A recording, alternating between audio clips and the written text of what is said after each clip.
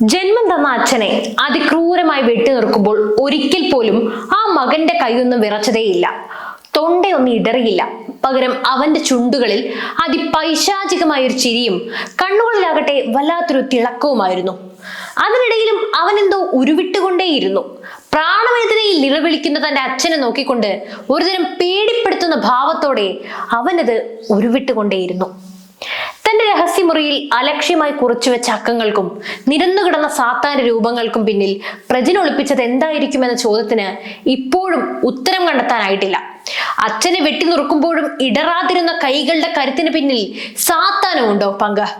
ഈ ചോദ്യങ്ങൾക്കെല്ലാം അതേ എന്ന ഉത്തരം നൽകുന്ന തരത്തിലാണ് സാഹചര്യങ്ങൾ.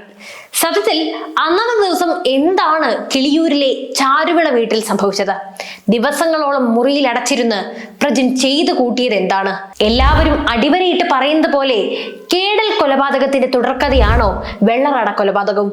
ഈ രണ്ട് കൊലപാതകങ്ങളും തമ്മിലുള്ള ബന്ധം എന്താണ്? നമുക്ക് പരിശോധിക്കാം. ഇക്കഴിഞ്ഞ ഫെബ്രുവരി 5 രാത്രിയായിരുന്നു പ്രജിന്റെ ഉള്ളിലെ സാത്താൻ ഉണർന്നത്. സോഫയിൽ ഉറങ്ങിക്കിടക്കുകയായിരുന്ന അച്ഛനെ പ്രജിൻ വെട്ടുകത്തി കൊണ്ട് കഴുത്തിൽ ആഴത്തിൽ വെട്ടുന്നത് കണ്ടാണ് അമ്മ സുഷമ വരുന്നത്. ആ കാഴ്ച ഇന്നും അവരുടെ ഉറക്കം കെടുത്തുകയാണ്. രക്ഷപ്പെടാൻ ശ്രമിച്ച അച്ഛനെ നെഞ്ചിലും പുറത്തും പ്രജിൻ വീണ്ടും വീണ്ടും ആഞ്ഞു വെട്ടി. അടുക്കള വാതിൽ വഴി രക്ഷപ്പെടാൻ ശ്രമിച്ച ജോസ് നിലതെറ്റി വീണു. രക്തം വാർന്ന് മരണത്തിന് കീഴടങ്ങി. പ്രജിൻ തന്നെയാണ് സമീപത്തെ പോലീസ് സ്റ്റേഷനിലെത്തി കുറ്റം ഏറ്റുപറഞ്ഞത്. തന്നെ സ്വതന്ത്രനായി ജീവിക്കാൻ അച്ഛൻ അനുവദിച്ചിരുന്നില്ല എന്നായിരുന്നു ആ അരുംകൊലയ്ക്ക് കാരണമായിക്കൊണ്ട് പ്രജിൻ പോലീസിനോട് പറഞ്ഞത്. പെട്ടെന്നുണ്ടായ ദേഷ്യത്തിൽ സംഭവിച്ചതാണെന്നും കൊല്ലണമെന്ന് കരുതിയില്ലെന്നും പ്രജിൻ കൂട്ടിച്ചേർത്തു. പെട്ടെന്നുണ്ടായ വിദ്വേഷത്താൽ സംഭവിച്ച ഒരു കൊലപാതകം എന്നതിനപ്പുറത്തേക്ക് ജോസിന്റെ മരണത്തിന് പിന്നിൽ നിഗൂഢമായ മറ്റു ചില കഥകൾ മറഞ്ഞിരിക്കുന്നുണ്ടെന്ന് കണ്ടെത്തിയത് പോലീസ് സംഘം വീട്ടിലെത്തിയപ്പോഴാണ്.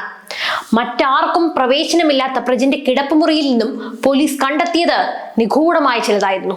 ശരാശരി മാർക്കോടെ സ്കൂളും കോളേജും ഒക്കെ പൂർത്തിയാക്കിയ പ്രജിൻ 2014 മെഡിക്കൽ പഠനത്തിനായി ചൈനയിലേക്ക് പോകുന്നത്. ഏക മകന്റെ ആഗ്രഹങ്ങൾക്ക് എതിരെ നിൽക്കുന്നവരായിരുന്നില്ല കിളിയൂരിലെ ചാരുവിള വീട്ടിലെ ജോസും ഭാര്യ സുഷമയും. വലിയ തുക ഫീസ് വരുമായിരുന്നുവെങ്കിലും മകന്റെ ആഗ്രഹം നിറവേറ്റാൻ വേണ്ടി ആ കുടുംബം തീരുമാനിക്കുകയാണ്. ചൈനയിൽ ഏജൻസി മുഖേന അഡ്മിഷൻ എടുക്കുന്നു. മകനെ വീട്ടിൽ നിൽക്കുന്നതിനുള്ള വേദന മറന്ന് അവനെ പഠിപ്പിക്കാൻ അയക്കുന്നു. ഫീസ് അടയ്ക്കാൻ പണം നേരിട്ട് ഏജൻസിയിൽ എത്തിക്കണമെന്ന നിർദ്ദേശത്തെ തുടർന്ന് ജോസ് തന്നെയായിരുന്നു പണമടയ്ക്കാൻ വേണ്ടി ഓഫീസിലേക്ക് എത്തിയത്. എന്നാൽ ഇത് തട്ടിപ്പ് സംഘമായിരുന്നു എന്ന് മനസ്സിലാക്കാൻ കുടുംബം ഏറെ വൈകിപ്പോയി. ഇതോടെ പ്രജിന് പഠനം പാതി വഴിയിൽ ഉപേക്ഷിച്ച് വീട്ടിലേക്ക് മടങ്ങേണ്ട അവസ്ഥയായി. നാട്ടിലെത്തിയ സമയം മുതൽ പതിവ് രീതികളിൽ നിന്ന് മാറി ഏകനായി നടക്കാൻ വേണ്ടിയായിരുന്നു പ്രജിന് താല്പര്യമുണ്ടായിരുന്നത്. അച്ഛന്റെ അശ്രദ്ധയാണ് തന്റെ ഭാവി തകർത്തതെന്ന അമർഷവും പ്രജിന്റെ മനസ്സിൽ തിങ്ങി നിറഞ്ഞിരുന്നു. പലപ്പോഴും ദേഷ്യപ്പെടുകയും കുടുംബത്തോട് വിരോധം പ്രകടിപ്പിക്കുകയും പ്രജിൻ പതിവാക്കി. ഇതിനിടെയാണ് കൊച്ചിയിൽ അഭിനയം പഠിക്കാൻ പോകണമെന്ന ആഗ്രഹം പ്രജിൻ പറയുന്നത്. ഇതിലേക്ക് 1.5 ലക്ഷം രൂപ വേണമെന്ന് ആവശ്യപ്പെട്ട പ്രജിന് ആ തുകയും ഈ കുടുംബം നൽകുകയാണ്. എന്നാൽ എറണാകുളത്ത് നിന്ന് തിരികെ എത്തിയ പ്രജിന്റെ രീതി കൂടുതൽ നിഗൂഢമാവുകയായിരുന്നു.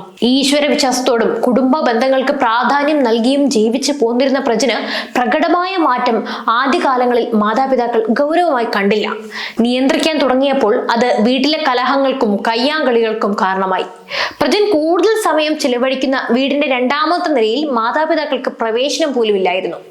കൊച്ചിയിൽ പോയി വന്നതിന് ശേഷമുള്ള മകനെ കുറിച്ച് പറയുമ്പോൾ ആ അമ്മ സുഷമയുടെ സ്വരത്തിൽ ഭയം നിഴലിക്കുന്നുണ്ടായിരുന്നു. കൂടുതലൊന്നും പറയാൻ അവർക്കാവുന്നുമുണ്ടായിരുന്നില്ല.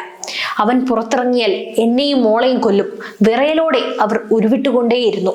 പലപ്പോഴും അച്ഛനെയും അമ്മയെയും അതിക്രൂരമായി മർദ്ദിക്കുന്നതിൽ പ്രജിൻ ആനന്ദം കണ്ടെത്തിയിരുന്നു. മുറിയിൽ നിന്ന് പലപ്പോഴും മന്ത്രങ്ങളൊക്കെ മുഴങ്ങിക്കേട്ടു. മുറിയിലേക്ക് വീട്ടിലെ മറ്റുള്ളവരുടെ പ്രവേശനം പോലും വിലക്കി കളഞ്ഞു.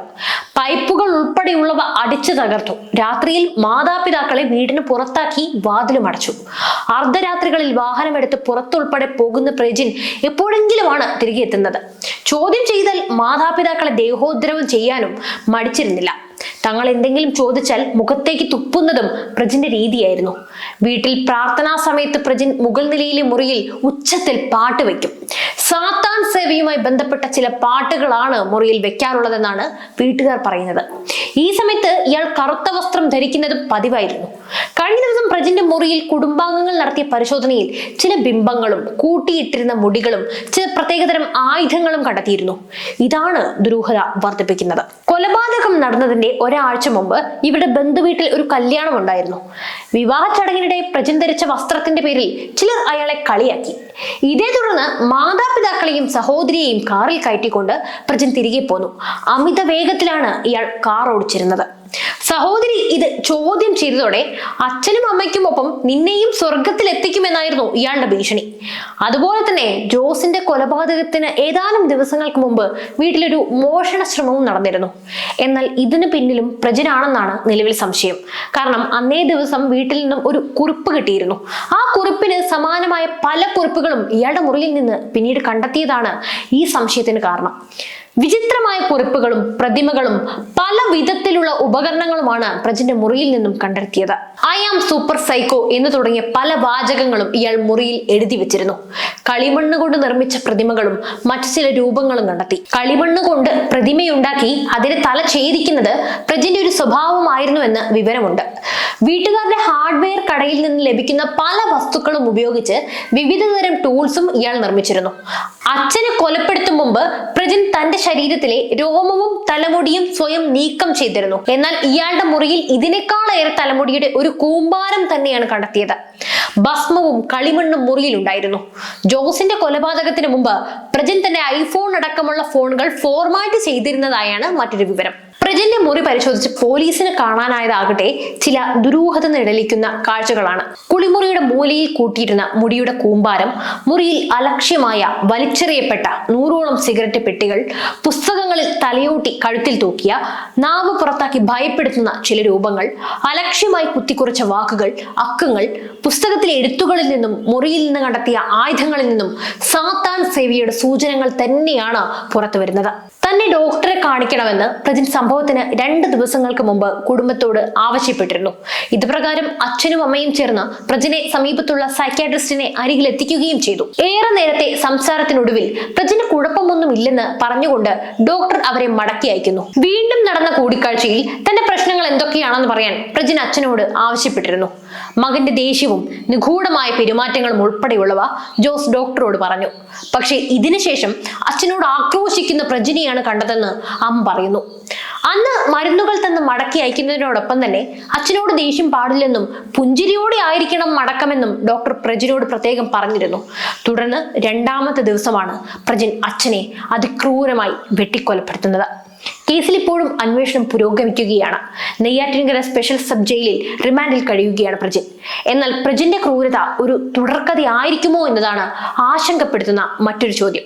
കാരണം കേടൽ കൊലപാതകവും സമാനമായ മറ്റൊരു കഥയാണ്. ഈ 2 കേസുകളുടെയും ബന്ധം കൂട്ടിയിണക്കിക്കൊണ്ട് മറ്റൊരു വീഡിയോയുമായി ഞാൻ വരാം. എന്തായാലും ഈ ക്രൂരതയെക്കുറിച്ച് നിങ്ങൾക്ക് എന്താണ് തോന്നുന്നത്? സാത്താൻ സേവയുടെ ഇരകളാണോ ഈ കുടുംബങ്ങളെല്ലാം? എന്തായാലും നിങ്ങളുടെ അഭിപ്രായം അറിയിക്കൂ. അതോടൊപ്പം മറ്റൊരു വീഡിയോയുമായി വീണ്ടും എത്തും വരെ നന്ദി.